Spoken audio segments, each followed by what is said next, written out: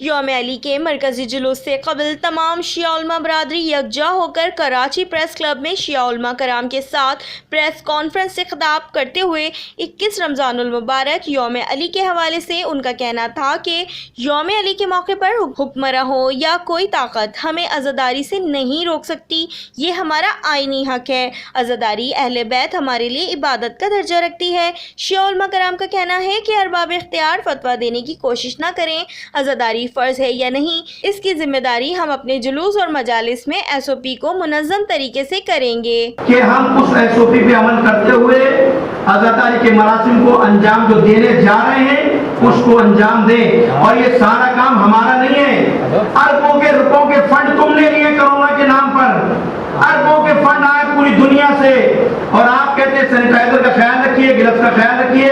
آپ کی بھی ذمہ داری ہے کہ آپ اس وقت تمام سوسائٹی کے اندر اسپرے کرائیے۔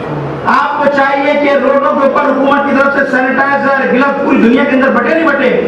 ہمارے یہاں تو صورت حال ہے کہ جب ڈاکٹر سے میں ملاقات کرتا ہوں، ان سے کرتا ہوں، وہ بیچارے غریب کہتے ہیں یہ ماسک بھی ہم نے اپنے پیسوں کا خریدا ہے۔ تو حکومت اپنی ذمہ داری ادا کرے، اپنے کام ادا کرے۔ ہم حکومت کے ساتھ تعاون کرنے کے لیے تیار ہیں۔ پھر کہہ رہا ہوں، ہم کوئی تصادم نہیں چاہتے، ہم کوئی لڑائی نہیں چاہتے، ہم ایک مہذب قوم ہے۔